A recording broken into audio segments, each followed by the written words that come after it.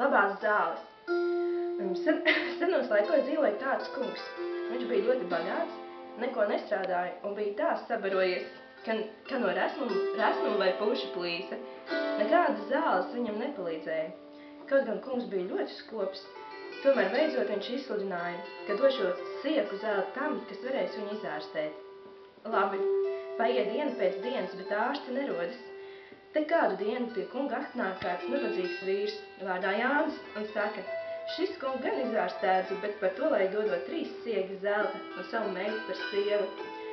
Kungs sākumā gan ļoti pretojies un gribējis kļūt vesels par mazāku atlīdzību, bet Jānis nepielaidies, kad nevar citādi.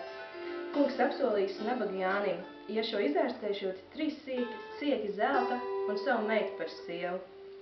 Jānis pateicies, lai kungs vakarā atbraucot uz viņa māju, un tur viņš šo ārstēšot. Labi!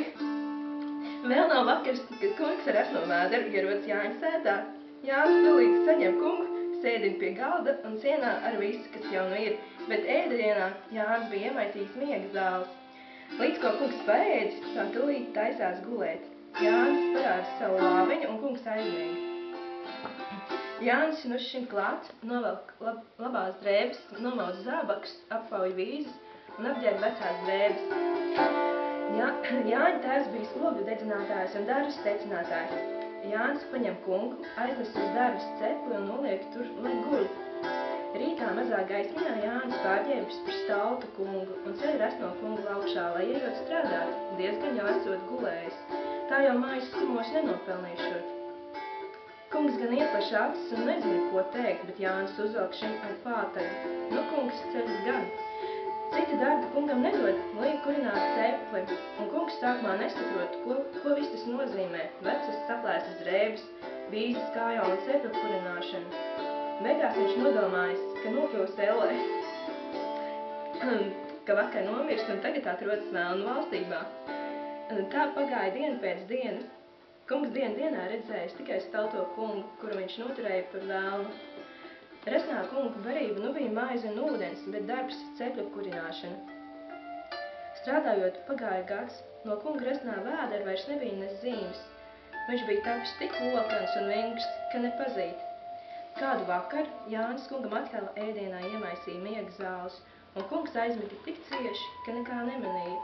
Un Jānis novilka kungam saplēstās drēbes, uzģērba labās un aizveda uz savu būdiņu.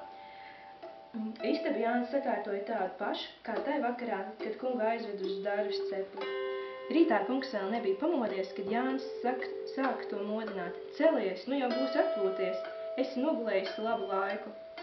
Kungs izbrīnā ieplēt acis un jautāja, cik ilgi tad šis esot gulējis. Jānis sāka stāstīt. Gulējis esot labu laiku, šis esot pa to laiku pat uz mežu aizgājis, pielauzis slotām žagarus.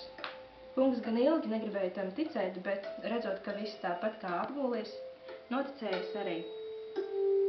Jānis aicina kungu celties augšā un sēsties pie galda. Piecēlies kungs pats sevi vairs nepazina, brīnījās un nevarēja nopriecāties par tik labu ārstēšanu. Pēc brokastiem kungs devās uz savu mūžu. Te nu arī Jānis dabūjis savus 3 siekas zelta un apprecēja arī kunga meitu.